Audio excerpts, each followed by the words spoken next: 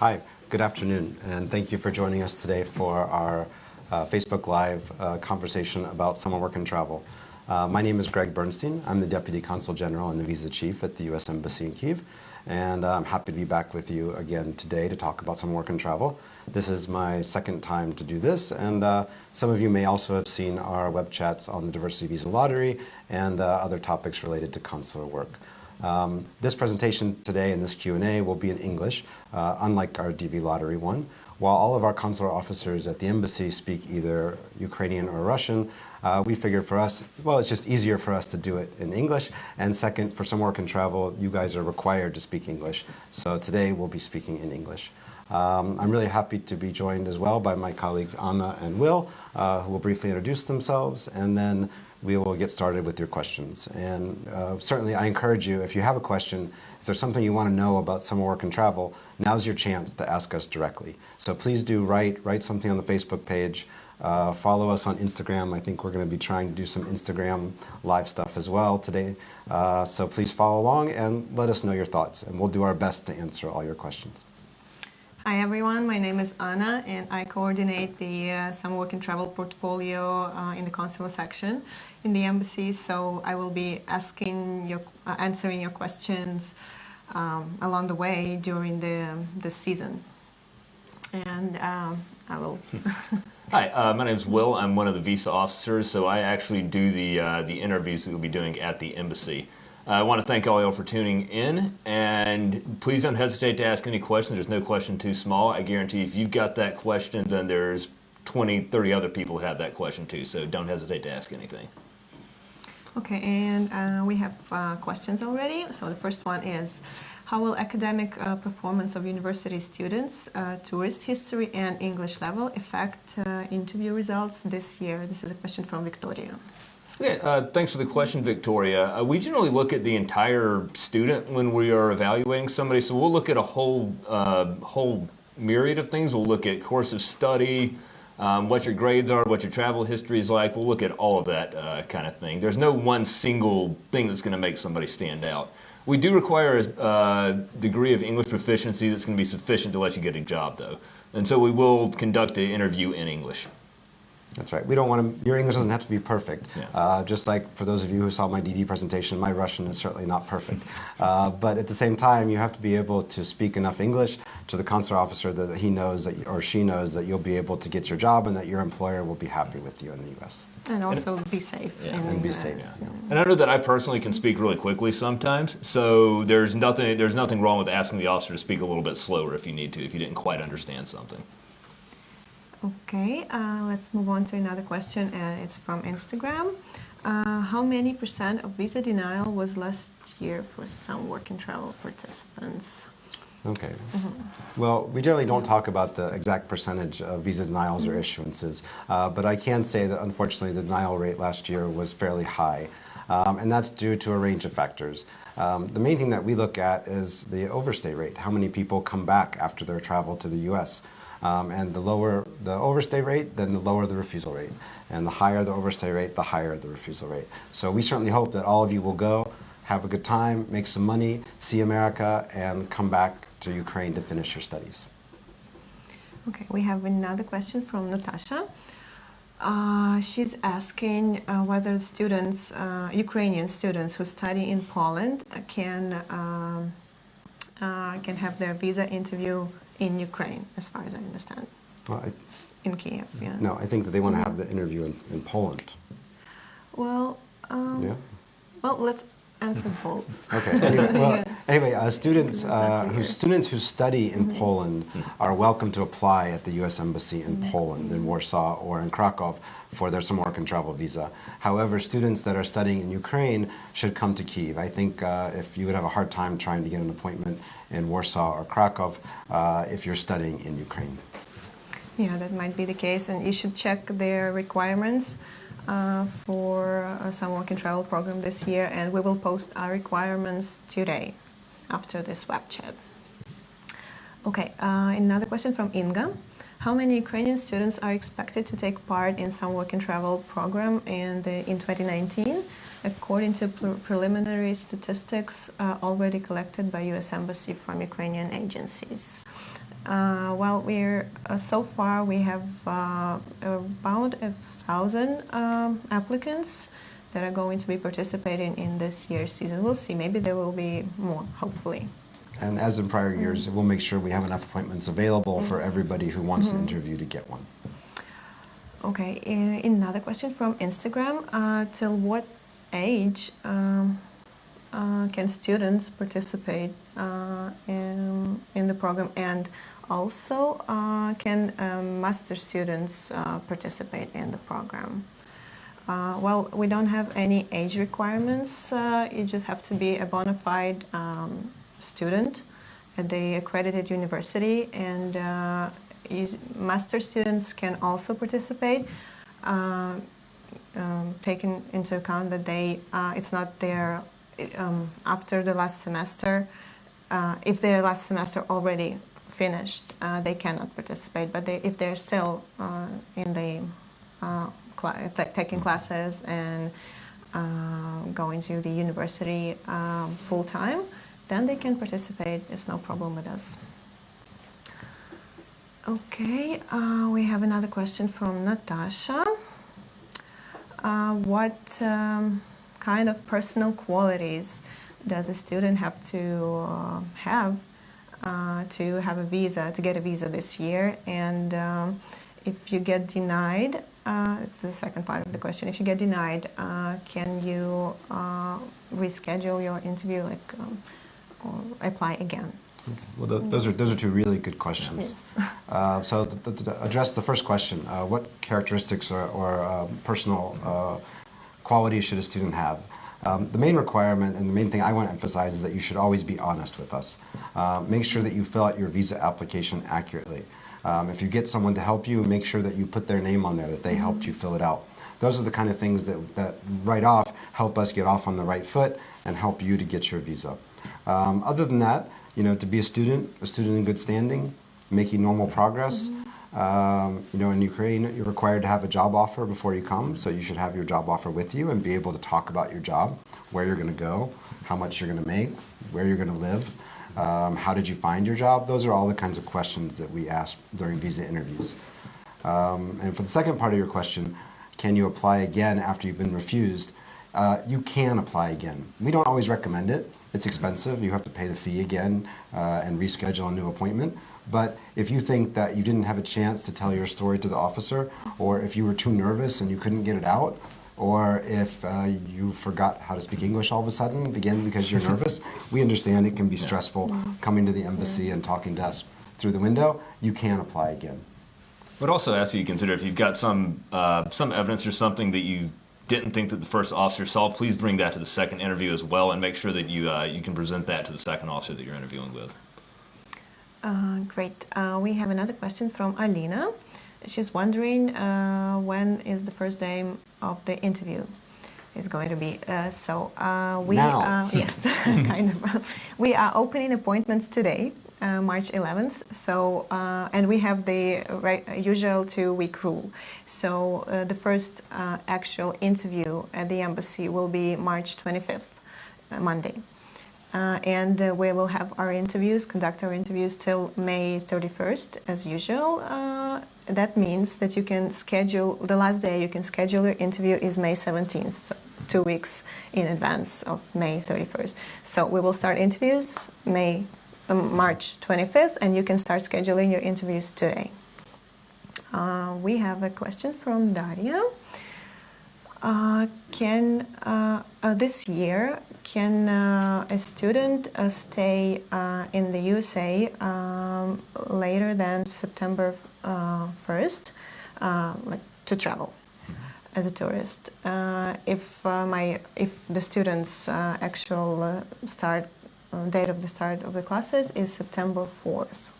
So that's a question about grace period, actually.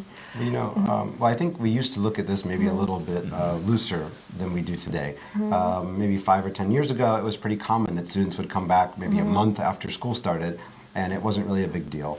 In the last few years, the State Department and the U.S. government has paid more attention to this. And it's our requirement now that you be back by the time school starts and by the time your program dates end.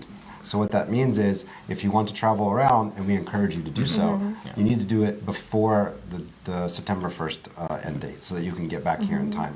Even if your university starts September 4th, we've set kind of a common start date or a common end date for the program to make sure that we capture most of the universities. So the end date on your DS 2019 is the date you really should be leaving the United States. I also wanted to mention that if you are going to travel, you can travel like inside the United States. It's not, you cannot use a visa again if you leave the United States and you want to come back during the course of the program. So just like plan accordingly. That's actually a good point. Very good point. Because the visa you get is a multi-entry visa, so meaning it looks like you can go back in and out. However, we have had some students who had a hard time trying, if they went to Mexico or to the Bahamas and they try and come back after their program date is ended to fly back to the U.S., they can really get a hard time at the border, and we don't want you to have any trouble. So really, if you want to do a couple of days travel, like you'd ask in your question, you're just going to have to work that out with your employer and with your sponsor about ending your employment a few days early so you can travel around, which we do recommend you do, because U.S. is a great big country and there's a lot of stuff to see there. Okay, another question from Katerina. If a person has an empty passport, like no visas, no travel, will that influence the officer's decision during the interview? Like we discussed earlier, travel is one of the things we look at, but it's not the only thing we look at. So you shouldn't feel like you're not going to get the visa just because you haven't traveled outside of Ukraine before. We issue lots of visas to people with empty passports. Okay, we have another question from Instagram this time. Can a foreign student apply in Ukraine? So third country nationals. Yes, actually, we have quite a few third country, we call them third country nationals, meaning people who live and study in Ukraine but aren't Ukrainian citizens. And they're welcome to apply for us, to apply with us for some work and travel visa. We do look at a lot of factors, how long they've been here, how their studies are going, things like that, but they're welcome to apply. Okay, let's move on to another question. What is the overstay rate for some work and travel Ukrainian participants in 2018, and therefore what will be the visa issuance rate, I guess, for the season 2019? Well, as I said, at this point, we're still really trying to figure out exactly what that rate is and how it works. If you look at public statistics, like the Department of Homeland Security, they publish overstay statistics for Ukraine for J1s and F1s, which are student visas. And so we do look at that rate when we're deciding or how to evaluate students for this year. At this point, I don't think there's anything specific that I can say about what the visa rate will be. We never have a quota. We never have a requirement of how many students we have to issue or have to refuse. It's really, we try to evaluate every individual student. Okay, next question is from Mikola. He wants to know whether the year of study and the kind of university and the faculty he's studying in will have any weight during his visa interview for issuing a visa. We issue students that are studying every subject under the sun, and so now there's not one particular course that is going to be favored or that will not get you a visa or will get you a visa. So yeah, we issue students that are studying everything. We like the diversity. Yes, I'll just want to add a little bit that the only credible participants are participants who are studying in universities that are accredited by Ukrainian government. So we have there's a list on the website of Ministry of Education of Ukraine, and only those people who are studying in those universities can participate. We have another question from Instagram. What should level of English be? Well, I think we already talked about that a little bit. The level of English needs to be good enough that you can go get a job in the U.S., that you can take care of yourself, that you can ask for help if you get into trouble. And I would say in general, from last year looking at our interviews, most of the students had a level of English that was high enough to qualify for the program. There were a couple, I think, who came in and they were a little bit too nervous, or maybe they hadn't been practicing their grammar or something, and they occasionally did have a hard time. But in general, I didn't see a lot of that last year. Yeah. That's a big reason why it's important to just, and we know it's nerve-wracking, we know it's an intimidating situation, but try and relax as much as possible during the interview, because that's going to help your English fluency when you do that. True. Okay, we have another question from Maxim. Does an experience of visiting Canada as an exchange student influence the decision of the officer? I think that kind of goes back to what we talked about earlier about just your travel history in general. Yeah, it's one of the things that we're going to look at, but it's not the only thing. So. Okay, another question from Ilya. How do marks in a student book influence your decision during the interview, and is it a very significant point? Well, I mean, the requirement for the program is only that you be enrolled. Naturally, if you're not doing very well and there's a chance that you may not pass to the next course, that may make it tougher for you to qualify for your summer work and travel visa. But we don't really have a strict marker. We don't look for a certain grade point average or a certain level. We wanted to see that you're making normal progress in your studies. Okay, another question from Olga. Does it influence the officer's decision that I changed the university, like switched to another university? And students of which year of studies have more chances of getting a visa? Well, I think just from my perspective, no, I'm not going to hold it against you if you've changed universities, but I would like for you to be able to explain to me why you decided to switch universities, and just if you can give me a good answer for that, then that's fine. That's right. A lot of us ourselves either changed majors or changed universities when we were students, so we certainly understand that, but you should be prepared to explain it, as Will said. Yeah. Okay, we have a question that another one from Elizabeth. Would any denials in B1, B2 visa affect a J1 visa decision? Well, I think part of it depends on how long ago it was. If you applied for a B1, B2 visa, a month ago, and now you're going to come for summer work and travel interview, that may be a negative factor for you. So you might want to think whether it's worth it for you to apply this year. On the other hand, if you had a B1, B2 visa refusal from 15 years ago when you were 3, along with your parents, that's really not going to have a lot of impact on us or on your visa adjudication. Yeah. They're different visa categories, so there's different standards that you have to meet for them. So they're looked at slightly differently. But going back to filling out the visa application, make sure that you do mark it on there if you were refused a visa. Yeah. Yes. Another question from Instagram.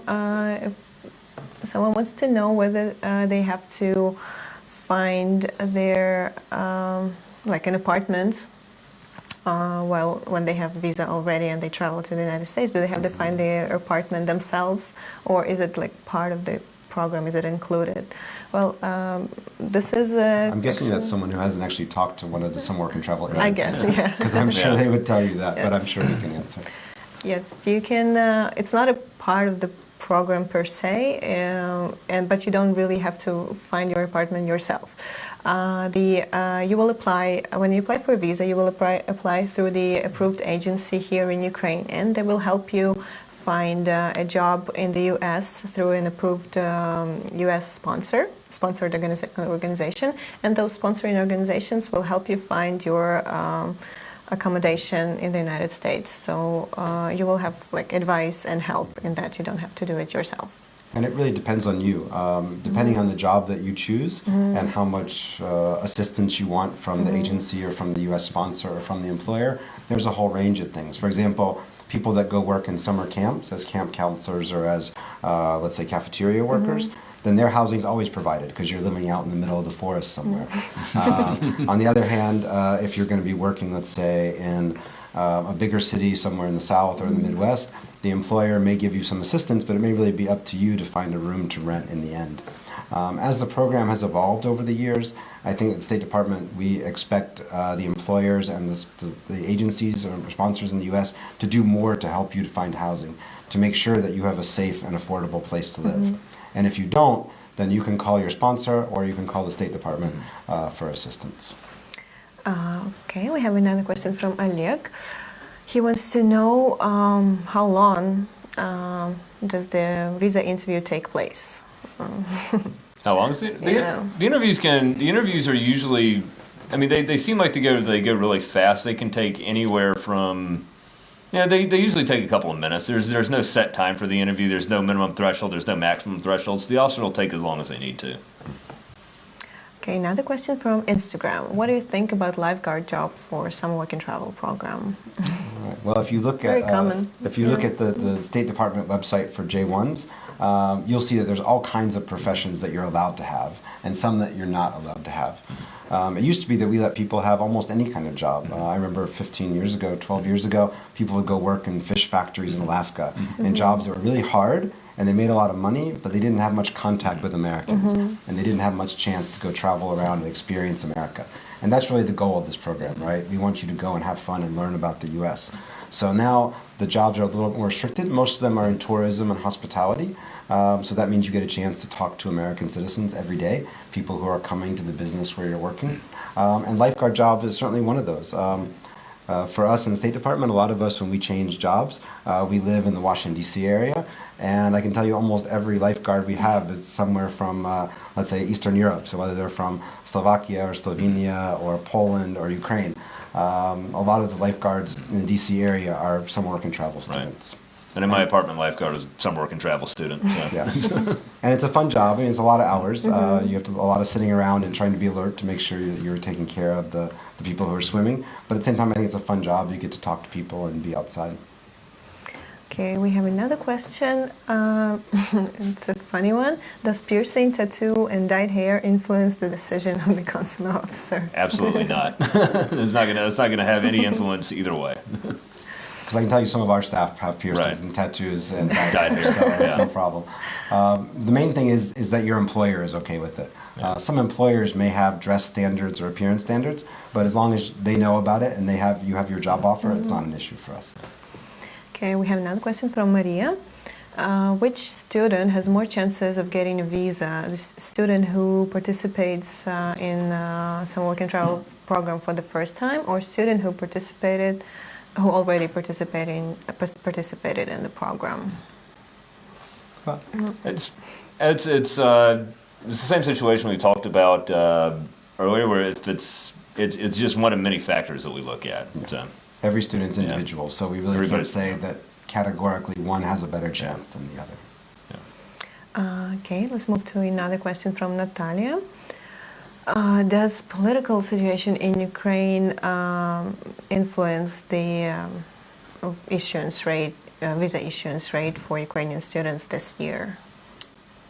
No, I don't think so. I mean, we always do consider the political situation in the country, of course, when we're issuing visas. And of course, the situation in the East is very difficult. We understand that and challenging. But in general, we haven't seen a lot of issues with that related to some work and travel adjudications. So it's not something specifically that we consider, especially this year compared to other years. It won't be any different. Okay, we have another question, a slightly personal one. Why did I get rejected on my third application? I already participated in some work and travel program 2 years in a row, and I followed the rules. I've shown I can abide by U.S. immigration law. Okay. Well, we said earlier that just because you've been refused a visa before, that doesn't guarantee your refusal this go around. It's a similar situation. Just because you participate in some work and travel in the past is not going to guarantee you opportunity to participate in the program this year. So we look at the entire student, and we look at the totality of your circumstances, and sometimes, unfortunately, we wind up refusing students that have participated before. Yeah. I have another question. Are final year students eligible to participate? Seems like we get this question every year. I think. Final year students are eligible to participate. But I think especially in Ukraine, considering the economic situation, it can really be challenging for final year students to show they have sufficient ties here to compel their return at the end of their program. So while they're eligible to participate, I think their burden or their it's a little bit of a challenge for them to show that they're going to come back at the end of the program. Okay, we have another question about is there only one consular officer that makes the visa decision for a student, or is it a joint decision of several consular officers? It's the sole discretion of the consular officer that is interviewing at the time. I'll add on to that. If you've been refused before and you're applying again, you will get a different consular officer for your second interview. When you do that, please, we can see who has interviewed with us before, and we're very conscientious about not interviewing the same applicant twice. But please allow us to direct you to the next officer that will take your interview. Don't like pop into the window and be like, oh no, and try and run to another window because you've had that officer before, because that looks pretty bad if you do that. So. Okay, we have another question from Alina. If I have a valid British visa, does it influence your decision in getting an American visa? I think that's kind of the same answer we gave before, which is we do look at travel history and where you've gone and why you went and what you did. We do look at that as part of our evaluation, but there's no single factor that will be a plus or a minus. So if you do have a prior passport, that's one of the things I'm sure that agencies will tell you, which is we recommend you bring all your old foreign passports with you when you come so that we can take a look at them and see where you've traveled. Okay, we have another question here. Crimean students are interested whether there are any limitations or special conditions for them for applying for a visa today. And actually, like, there's another part of the question. Crimean students and students from Donetsk and Lugansk, can they apply for the program, and are there any limitations or special conditions for them? Well, the only issue for us is that your university is accredited by Ukrainian government.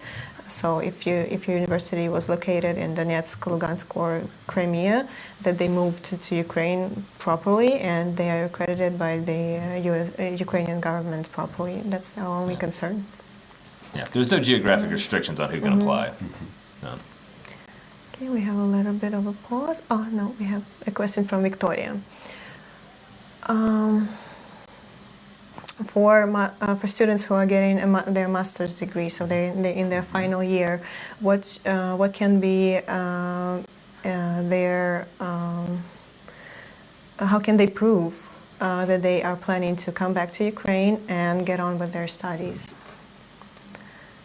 Well, yeah, I mean, I guess there's no single factor that's going to show that. I think sometimes students try and create some background so that they can try and make it show that they're going to come back. But I think the best thing that you can do is be honest and talk with us about what your plans are for the future. We have another question from Eugene, where he wants to know where he can check the list of accredited agencies, and how can he let us know about any, schemes going on. Well, we actually posted the list of accredited agencies on our website already. You can check that out. And if you know of any schemes that are going on during the process of your application for a visa, please let us know. There's an email on our website where you can just write us an email and let us know that something's wrong is going on, and we'll take that into account. Yeah. Or you can write us at Kyiv NIV, so it's KYIV NIV at state.gov. And we'd be happy if you feel that you've been defrauded, or if there's anything strange going on, please do let us know. We really are interested.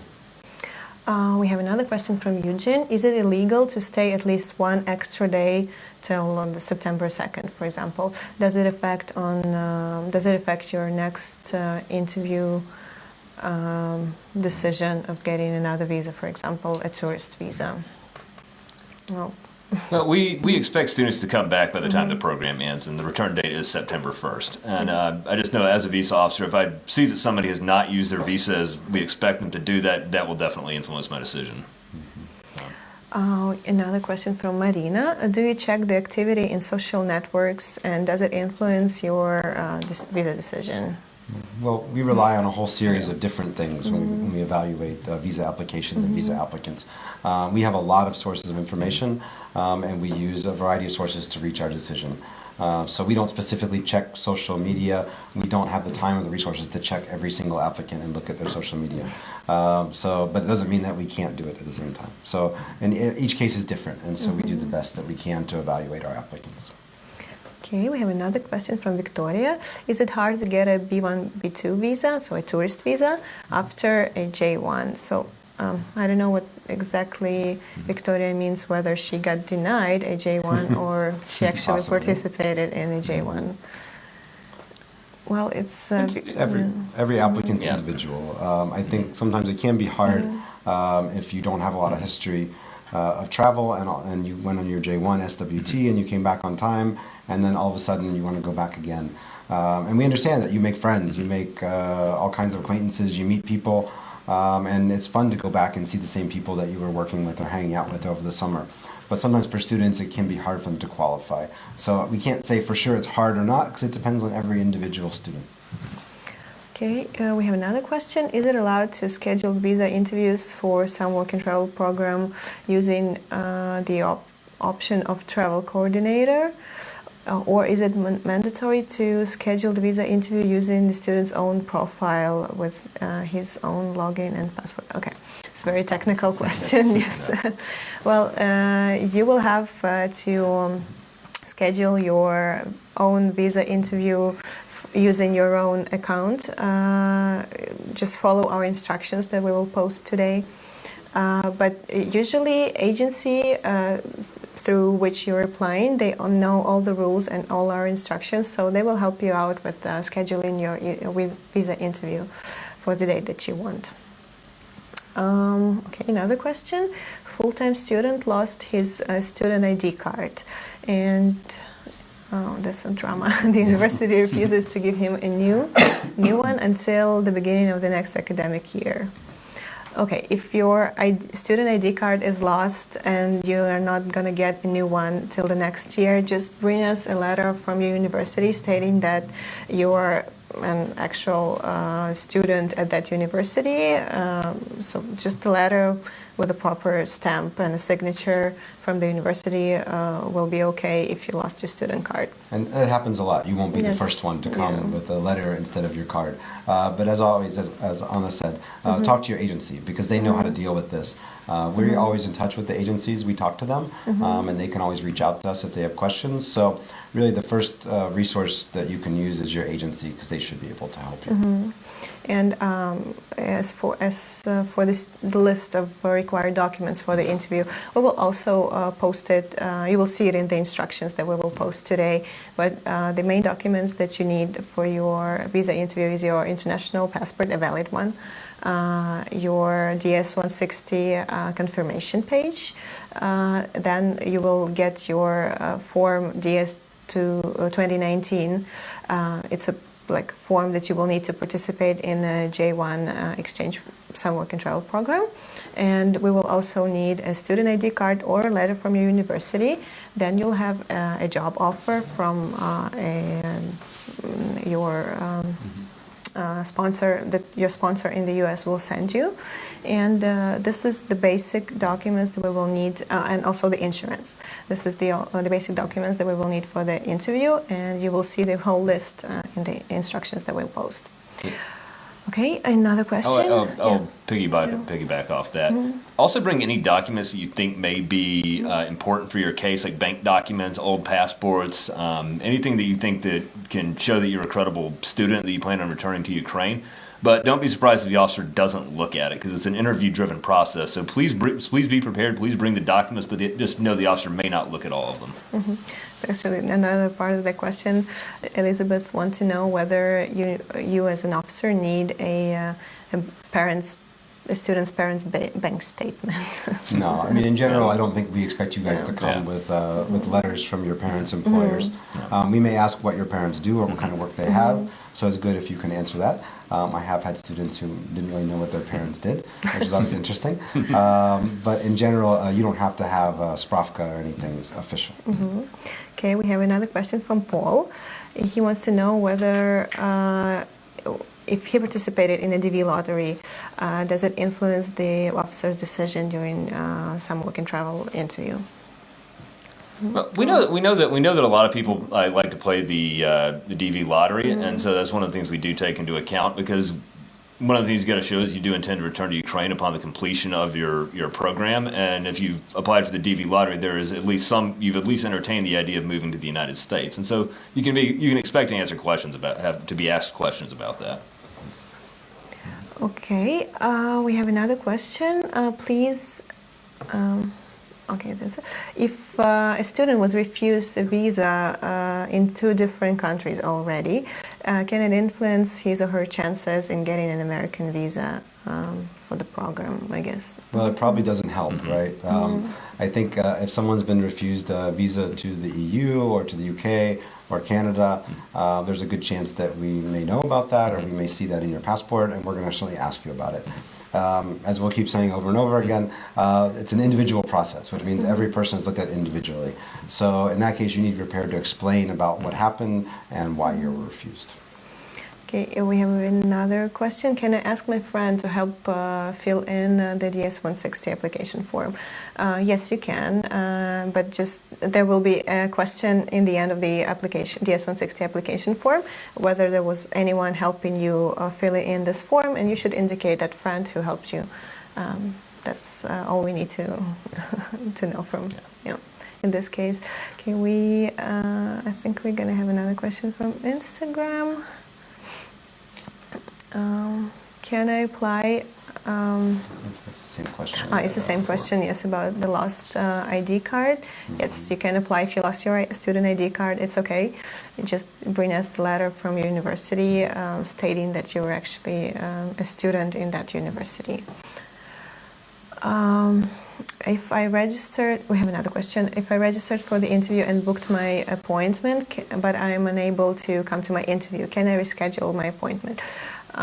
Yes, you can. You reschedule your appointment. You have 3 options, I guess. You can reschedule your appointment 2 times. So you have 3 chances to have a visa interview. Just remember that we have a limited number of slots. So we will be conducting interviews till May 31st. So just if you need to reschedule, just keep in mind that you will need to do it as soon as possible to make sure that there are enough slots left for students applying. Yeah, a lot of times later in the season we get more demand. So sometimes people, especially, are waiting for their DS-2019 forms to come from the U.S. They have to be shipped, UPS or express mail here to Ukraine, the original form. So we do kind of sometimes see a boom at the end. So it's best if you can keep your original date. But if something happens and you can't, we understand. You can reschedule, and you can do it all online. Okay, let's move on to the next question. What will happen if I forget to inform my U.S. program sponsor about my arrival to the U.S. and register on their webpage? Well, you shouldn't forget to do that because then your service status will not be updated on time. Your U.S. sponsor is responsible for keeping your service status updated, and this is a very important part of participating in the program. So please make sure that you inform your sponsor when you arrive to the U.S. and this person who is responsible for you knows that you are in the country and you're okay and you're safe, and so that they can update your service status accordingly and on time. We have another question from Anna. Is it more of an advantage or disadvantage if a student already participated in the summer work and travel program? It's one factor out of many. It's not going to tip it one way or the other, regardless of what your situation is. The next question is, what should I do if I get fired? Well, again, we hope you don't get fired. Yes. Please don't get fired. Show up on time. Dress appropriately. Do what they tell you. Right. Everything will be okay. But if you do get fired, and as Anna already mentioned about keeping in touch with your sponsor, that's part of the reason that you pay all the money for this program to the agency and the sponsor, is for them to help take care of you. So if you have trouble, if you get fired, definitely contact your sponsor. They have a toll-free number that you can call anytime. You can email them and they will help you. And they'll help you hopefully to find a new job. You do need to find a new job, or else if you decide that you get fired and you just want to travel the last couple of weeks, that's okay too, but you need to let your sponsor know so they can make sure that you have the correct status in the system. Okay, we have another question. Can I change my job if I find a better paid position when I'm in the U.S.? Well, yes, that's also possible, but you should do it through the U.S. sponsor because they are in charge of you and they keep track of what you do and where you are. Yeah. Generally, they have to clear the new employer, the so you job, have to submit it ahead of time and say, I want to change jobs, I want to go from, I don't know, McDonald's to KFC. And so then they will look at the job offer that you have from KFC, and they'll decide if it's an appropriate job for you to hold and meets the program requirements, and if they approve, then you can change jobs, no problem. Okay, we have another question from Alexandra. What kind of questions should I know before the interview?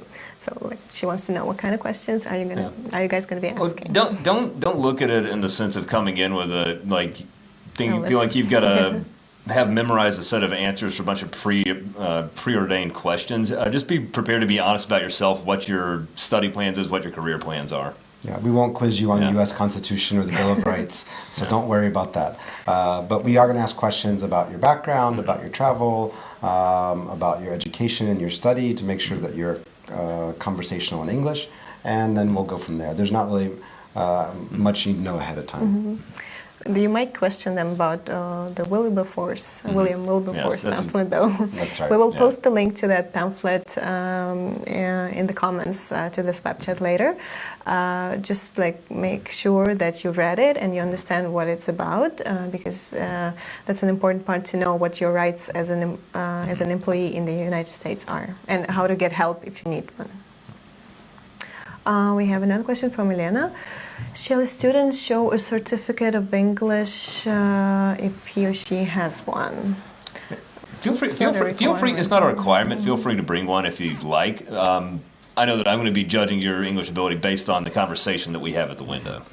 Right. I think that's the biggest thing to remember. A lot of you may have applied for visas in other countries, whether it was to the EU or Schengen countries when you guys needed visas, or for the UK or other places. Our process is different. Our process is not really based on paper. Our process is based on people. So what that means is, even if you have a certificate that shows that you have the highest level, whatever that is, C, or whatever the European scale is, if you have the highest level of English, but you can't answer my questions about where you're going to work, you're probably not going to receive your visa. So for us, what's more important is you being ready to talk to us and to tell us about your situation. Okay, we have another question from Dasha. If I work officially in Ukraine and I do intend to come back to work after the program, does it increase my chances of getting a visa?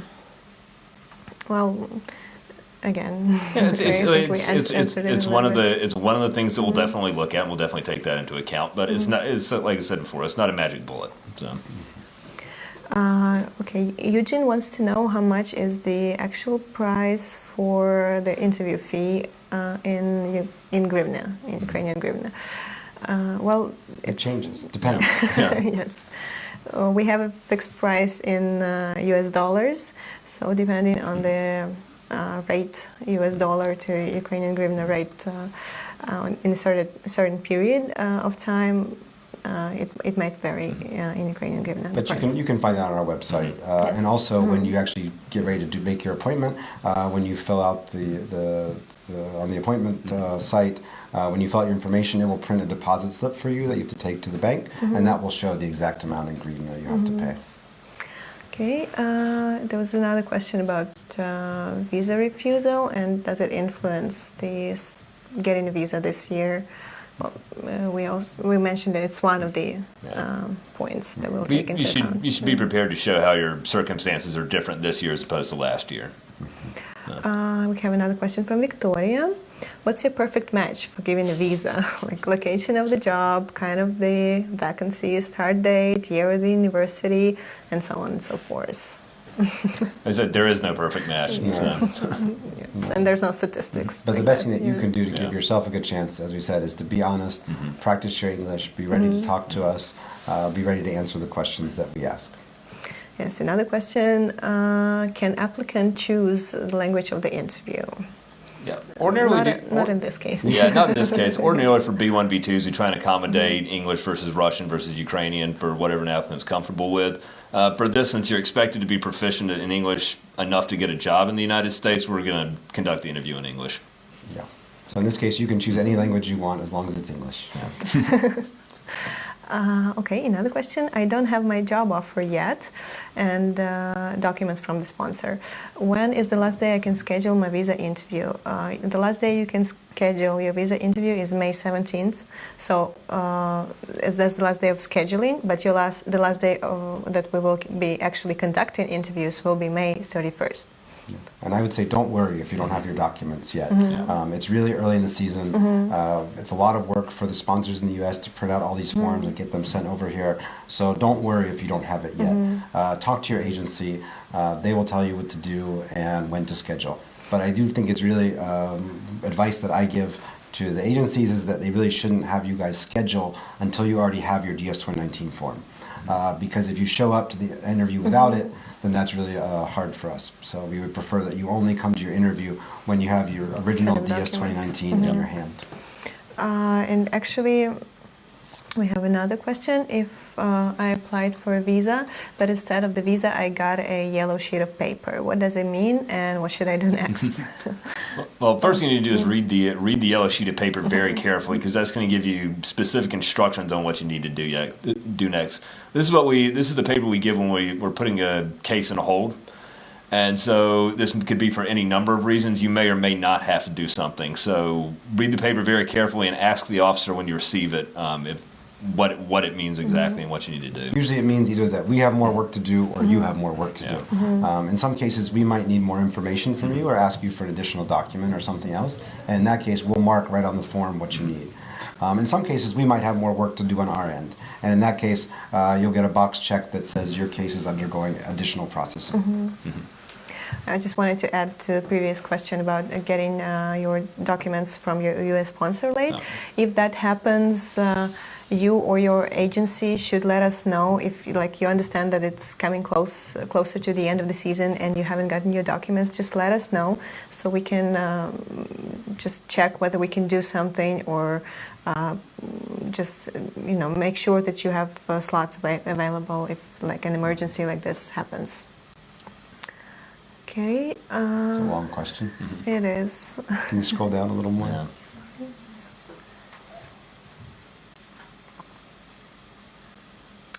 Okay, that's no actual question. Yeah. That's actually an easy question. Okay, the person wants to know whether they will be, whether we will be recording this Facebook chat. Yes, we will be. You will be able to watch it on Facebook later, and actually you will be able to watch it on Instagram as well. So whichever you prefer. Yeah, so you can always go to our Facebook page and go to events or to videos, and you'll find this video there.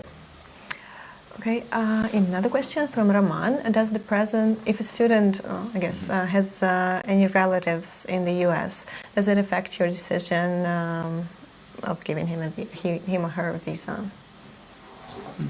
And again, it's one of the things. We're certainly look at if you've got relatives in the United States, but that could be both a positive and a negative. So it's hard to say. It's hard to say without looking at the total picture. There's a long and close relationship between the United States and Ukraine, and there's a big diaspora of Ukrainian heritage people inside the United States. So we understand that. Lots of people have relatives in the U.S. It's not specifically a bad thing or a good thing. It depends on each student.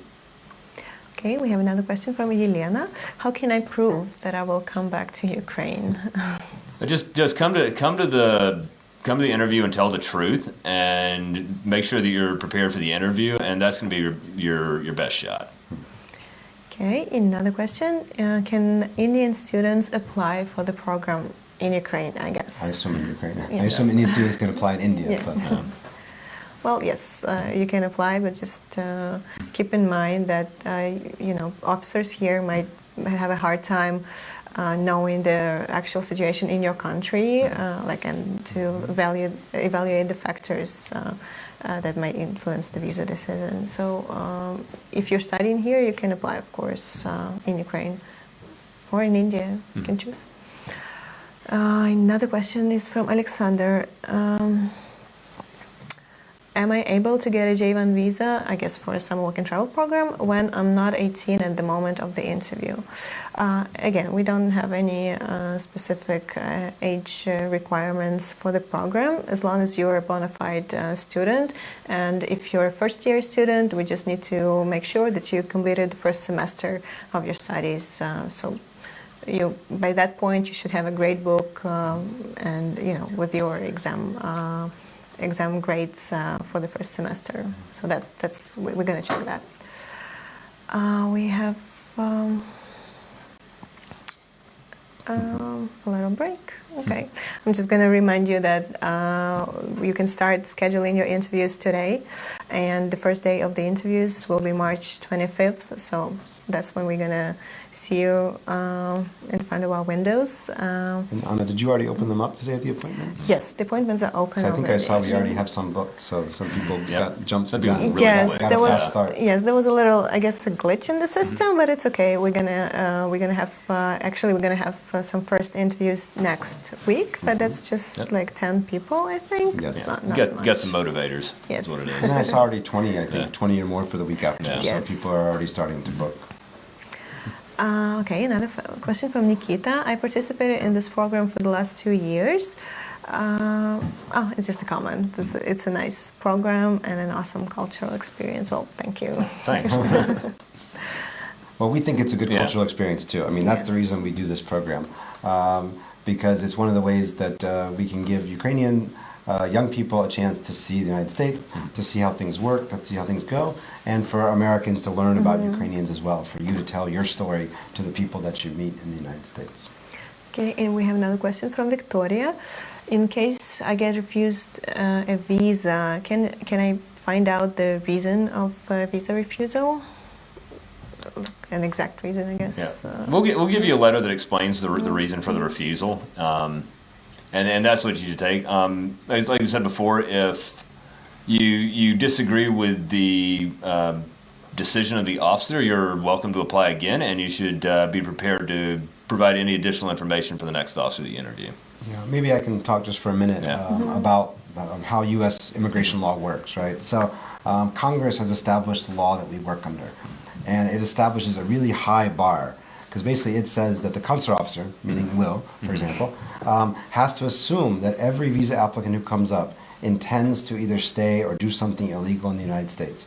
And it's up to that visa applicant, meaning you, to prove to the consular officer that you're not going to go do something bad, that you're not going to stay, that you're going to come back on time, that you're really a student, that you're going to go work and have a good time and make some money and come home. And so in general, if we refuse a visa, most of the time, unless you've already been convicted of a crime, which I hope you haven't, or have some sort of serious problem, we're going to refuse your visa under this section 214B. And what that means is that you have not managed to convince the consular officer that you're going to come back on time. And so when you say, do we get the exact reason, that's the most exact reason that you can get, is that unfortunately you weren't able to convince the officer. And so that's what we give. And I know, again, those of you who have experienced getting visas in other countries, maybe their process is a little bit different, right? Especially, let's say, for Poland 3 or 4 years ago, if the health insurance wasn't right, they would refuse your application because you didn't have the right health insurance. Generally, we're not going to do that. We're going to give you a chance to fix it rather than refusing it. But if you can't convince the consular officer, then we can't issue you a visa. This is a decision that we do not take these decisions lightly. We don't make them whimsically. We do our best to try and come to the correct decision, because you have paid for an interview and you have paid for a fair shot. And so we're going to do our best to give you that. Okay, we have another question from Boris. Is it normal if my agency informed me that they are changing my sponsor in US after I already passed the job interview and paid all the fees to them? Or should I start to worry? I didn't have any interview with my sponsor, I guess the new sponsor. So there is no problem from my side. And all the documents required by sponsor were presented on time. Well, if you really are concerned, as we said, you can always write us, either at the address on the website or at Kyiv NIV, KYIV NIV at state.gov. In general, the agencies, they're businesses, so they can change the sponsor that they work with. Some of them also work with multiple sponsors at one time. So maybe they ran out of numbers with one sponsor and they're going to move you to another sponsor. So there's reasons that could happen that might be okay. But unfortunately, we really can't say exactly. I think it is normal, potentially, they could change your sponsor. If you know any more about that. Not really, but just like if you're really worried that something wrong is going on, just email us and we should try and investigate. Yeah, the important thing is that you get your DS 2019 form from your new sponsor. That's the key thing that's going to show everything is okay. Another question from Alexander. If I was already alone, if I was already in the U.S. at the age of 16 and I was alone visiting my relatives, would that affect the result of me getting a visa? I guess a J1 visa for the program. I already have a 10-year B1, B2 visa, tourist visa. Yeah. It's something that we'll look at, but we're going to take it in conjunction with all the other factors that are involved with your studies. So. Okay. No other questions? Okay, shall we wrap up? Is that about it? No, I think we're good. One more? Yeah, okay. Just wait a little bit then. We'll talk about some of our summer jobs, maybe? Yeah. Anya, did you have a summer job? Yeah. No, I didn't participate in the program. But did you have a summer unfortunately. job in Ukraine? Oh, yes, I helped my family with the business that they were having. So it wasn't exactly a cultural experience. Yeah, I worked in retail. I spent my summer stocking shelves for minimum wage. So that was. Well, let's see, my first year of college, after my first year of college, I spent the summer working at McDonald's. So that was a traditional American experience, right? Working at McDonald's for minimum wage. But I had a good time. I made some friends, earned a little bit of money to run around with for the summer. And then my second summer, I worked for a big insurance company. Back in the old days, before we used to scan everything, we had tons and tons of paper. And so my job was to file paper. And so I was opening up statements and filing them away. And it paid a little better, not minimum wage, but it was a little more fun. And then after that, I think my last couple of years, I didn't work. Yeah. Yeah. It doesn't have to be a big paycheck, but the first paycheck you get feels good. So. Okay, and let's proceed to the last question for today from Roxalana. Who chooses the time and date of the interview, consulate or agency? And will there be several options or just one period of time when you can come for the interview? Well, we open slots starting today till May 31st. So you can choose any date that suits you, any date and time that suits you best. Your agency usually helps you schedule those appointments, but you can go to our website and just check through your profile, check the first available date, and choose the one that suits you best. And usually our appointments are in the morning. Unless we're really, really busy, then we might open some afternoons. But I think this year it looks like we're in good shape. So we will have all our appointments will be in the morning. So you can choose the time, especially if you're coming from somewhere not in Kiev. If you're coming from the west or the south, you can time it so that you can take your train or however you're going to get here, and then come for your visa interview. Okay, that was our last question for today, and I think we can wrap up. Yeah. I'm just going to remind everyone that you can start scheduling your appointments today, and the first interview date is March 25th. Great. And thanks for your attention. Thanks for the good thank you. questions. Yes, and we will post all the important links to our website and to the scheduling interviews website to the comments in the comments to this web chat, so you'll be able to see them and follow them. Yeah. See you next time. Okay, thanks, guys. Thank you.